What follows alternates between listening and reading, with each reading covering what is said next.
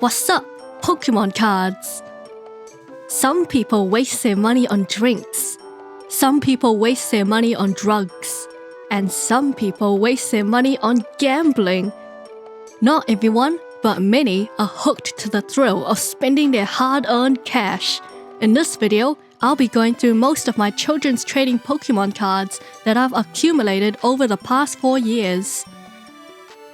I brought packs here and there, occasionally splurging on booster boxes and elite trainer boxes, and sometimes just straight up brought cards on eBay.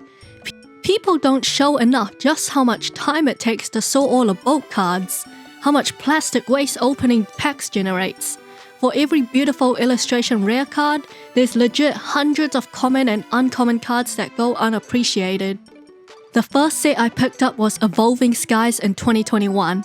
Now, if I had any of the chase cards, I'd say it was a good set, but I don't, so I'm gonna say Evolving Skies is a super disappointing set. I got one Pokemon V card in 20 packs, and that was like my best hit. It was a Noivern V card. Fusion Strike was underrated and slept on. It has really nice art for the common cards. I regret buying Pokemon cards from the Sword and Shield era. If I was to buy Pokemon cards, I wish I had started during the Scarlet and Violet era because the pull rates are better and there's more value for what you spend. Like in the Sword and Shield era, a rare card can look the same as a common card. The only way you could tell it was rare was because of the shape at the bottom of the card. Circle is common, Diamond is uncommon, and Star is rare. Even a reverse holo looks shinier and more valuable than a non-holo rare card. Of course, you're not going to make your money back in value, but the experience of not pulling much feels like getting scammed. At one point, I couldn't tell for Sword and Shield whether the packs I got were tampered with or if the pull rates were truly that crap. I ended up buying Japanese VMAX Climax because the experience with opening English Sword and Shield sets was just that disappointing. It's actually fun getting a lot of hits, and you can argue that the quality of Japanese Pokemon cards are better than the English Pokemon cards. Despite the quality difference, Japanese cards don't have that much market value compared to English. Like if you open Japanese cards and decide, I want to sell or offload the cards I don't want, you'd be hard-pressed to find a buyer. People don't want to buy the Japanese version of the card, they want the English version. I just see Japanese Pokemon cards on the local marketplace going down in price each week because no one's buying it. From my experience of buying singles, it's usually best to wait like 6 months after a set's release, where the market value of the card has gone down. There are always exceptions, but for most cards, buying the card on release or before release is a bad financial decision, and it's better for your wallet to wait for sellers to drop the price and undercut each other. If you really want to get the chase cards through gambling, the best product is the booster boxes, because the booster boxes are mapped. There's going to be at least one secret rare or certain amount of hits in each box, provided they are new and untampered with. It's better to buy one booster box than 2 elite trainer boxes for packs. Build and battle decks are great for playing the card games, but from my experience, those were mapped with 1 pack out of 4 with a hit. The other 3 packs would not have a desirable card or a hit.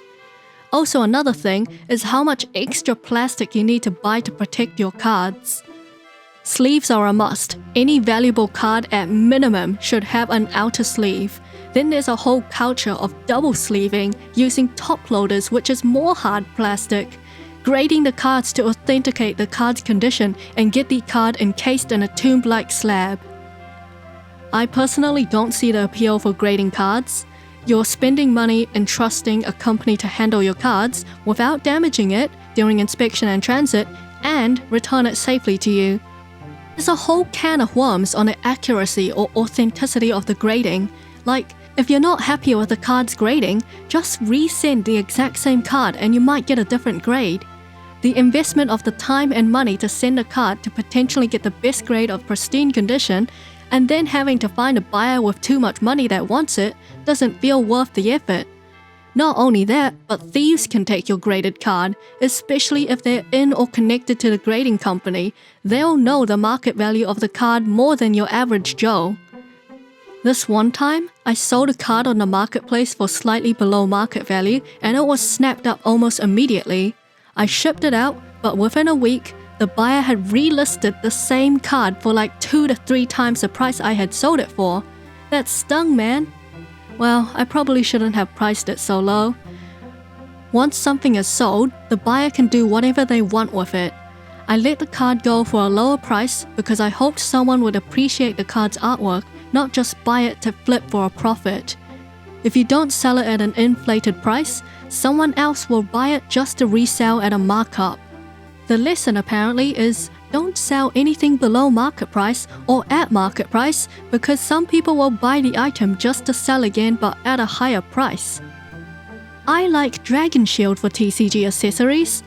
They're pricey, but Dragon Shield has really nice quality sleeves and binders for trading cards. Dragons are the best! I also quite like reading the lore that each Dragon Shield item can have. Here's some examples. Iskotarox the Shadow. The slate grey dragons of the Netherlands have evolved to almost disappear into their surroundings like shadows in the dark. Their wings are too heavy for flight, and so they scurry along the rock bank with speeds exceeding comprehension. While most slate grey dragons are small, no larger than a mid-sized boulder, Iskotarox, the Shadow, can expand or shrink his size to suit his needs. Wayward explorers report discovering they were climbing his expanded, mountainous back when they realized the shaking wasn't an earthquake, but Iskotarox's slumbering breath. Botan, Mother of Guardians, the Midnight Festival. Sarah knew the egg couldn't be real. Little girls didn't win dragon eggs, especially not at random and not in Perth. But what if, she wondered, walking back to the house with her brother, Hugh, festival fireworks shooting off in the distance. Was it really impossible? No, she resolved. Sometimes little girls did win dragon eggs, especially during magic nights like the Midnight Festival. That was about the only time it could happen. Later in bed, she pulled the covers over her head and whispered to the egg, "Anyone in there?" That's when the bed started to shake and a brilliant blue dragon eye appeared at the window. It winked. Arcturus the Passion. Although the evidence is not entirely unambiguous, many hold to the belief that Arcturus is a patron of true love. It is said that seeing him on your wedding day is the best possible omen and augur of deep love in the years to come. Love, however, does not always equal happiness, for though it is true that Arcturus grants and enjoys true love, he does not always make sure the love is requited. So in truth, the love granted will just as often turn into tragedy. To Arcturus it is all the same. Miasma, bringer of nightmares. Purple dragons of the Forsaken have lost their ability to breathe fire, but their breath is no less lethal. Purple dragons of this very organized and devious clan prey upon the remaining humans of Arcania who venture into their lands. Each of these horrors spew their own unique chemical concentration with hallucinogenic properties. Miasma is a living, reptilian nightmare whose breath turns the darkest fears of the afflicted individual into vivid reality. Miasma finds enjoyment in conversing with his victims on their journeys into madness. Experience vary from victim to victim, though the ends are the same. Bodom, the Osiris engine. Bodom, the Osiris's engine's core lights up brighter than the sun, collecting energy from all life around it to unleash a decimating beam. Powering up is often enough to strip the flesh from his enemy's bones. Known in whispers as the Engine, even the most magically enhanced blades break upon striking Bodom's reinforced metal flesh. The eastward march of armies intent on slaying the dragon brought rumors of its true origin as a traveler from another dimension far beyond the Worm Gate, where technology and dragonkin have merged into an entirely unique terror. Next topic, thoughts on Switch 2. I'm doing the wait-and-see approach. Cause think about it, in the next 5 years, there'll probably be a Switch 2 OLED version, and then several Switch 2 special editions. I currently have the Switch Poverty version, aka a Switch Lite, which I got in late 2021. It's still working good. Besides, for the price of a Switch 2, I could buy like 2 or 3 booster boxes at retail value. Or I could use it for essential things like putting food on the table, paying off my debt, and buying another lottery ticket. Decisions. Making YouTube videos. I'm not too worried about views. I'm not financially dependent on YouTube. If I was depending on YouTube financially, then I'd be worried about views. Honestly, doing YouTube full-time sounds like a nightmare. Just making videos is incredibly antisocial and isolating because you're spending hours and hours on end at the computer researching, script writing, and editing. You'd always be stressed about videos underperforming and not getting back enough for what you put in. There's no income stability, and it could all go away in an instant. I'm already tired from working, and making YouTube videos is more work. Of course, making videos can be enjoyable, but it still consumes a lot of time, energy, and effort. It's not effortless. YouTube is high effort, low reward. If it takes a month to make one video that gets 100 views, you're not working efficiently enough. It's not sustainable. YouTube almost feels like a numbers game as well. Even if a quality video flops, get over it, move on, and make the next video. You just have to keep pumping out videos. Every video is another chance. Honestly, my faith in a Pokemon company has already wavered. You don't have to respect the audience to be successful. If you had to respect the audience to be successful, then we wouldn't have scammers. You think scammers respect the targets that they're scamming? How no? Do not redeem! Oh no, listen to me! The unique value proposition of Pokemon is the creature designs, or the Pokemon themselves. The thing that Pokemon has that you can't get anywhere else. I can't get Gardevoir and Temtem, I have to go to Pokemon for that. Like, let's say it takes 2.5 years to make a Pokemon Switch game. That's apparently how long it took to make Pokemon Sword and Shield and Pokemon Scarlet and Violet. Spitballing here, but let's say they spend 1.5 years just on making the Pokemon roster and the creature design. Once they finish their creature design, they've got their unique value proposition, and then they can just phone in the coding of the game. Cause clearly, they don't need a polished game to get a lot of sales. They just need the new Pokemon designs to make plushies off, trading cards off, characters they can incorporate in the anime, and all the other merchandise.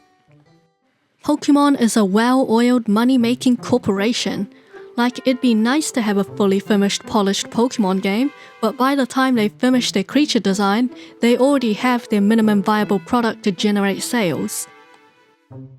Palworld outsold Pokemon. The one difference between Palworld and other Pokemon competitors is that Palworld outsold Pokemon's best-selling video games. Specifically, Pokemon Red and Blue sold like 31 million copies in its lifetime, while Palworld has sold more than 32 million copies in a year. People have been criticizing mediocre Pokemon games back in 2019, so like more than 6 years ago, there's been demand for a good Pokemon game. Maybe even in the last decade, if you include Sun and Moon and X and Y, people are tired of the Pokemon company treating its audience with contempt. Personal experience of Palworld. I've sunk more than 100 hours into Palworld, and there's things I like about it, like being able to ride your own Pal, being able to see the percentage chance of catching a Pal successfully, being able to fight alongside your pals, and so on. It plays very differently from Pokemon. Like, I spend so much time base building and micromanaging resources, getting to see your pals help build infrastructure and catch more monsters. There's some really go-to designs in Palworld like Cognito, Celine, Tyrantrum. Palworld is already massively successful because it's doing things that Pokemon is unwilling or is unable to do. Going into a recession. Sometimes I feel like I'm being priced out of Pokemon. Pokemon is slowly becoming a franchise that only well-off people can play. If it isn't already a franchise for those that are well-off, Pokemon products are a luxury good. The rational part of me thinks there's no real utility in buying these collectibles. Like, trading cards and plushies don't have much practical use. I can display and admire the stuff, but with the money I spent, I could have brought a vacuum cleaner to replace the old one and clean the house. I could spend the money on a nice meal. Could spend it on a course to learn new skills. I'll record my collection for content, I guess. When I think about inflation and how everything's getting more expensive, buying collectibles feels like an irresponsible use of money. I'll just buy one, just this one time. and then you end up with more than you bargained for. It's just something that can become financially irresponsible if you don't set limits.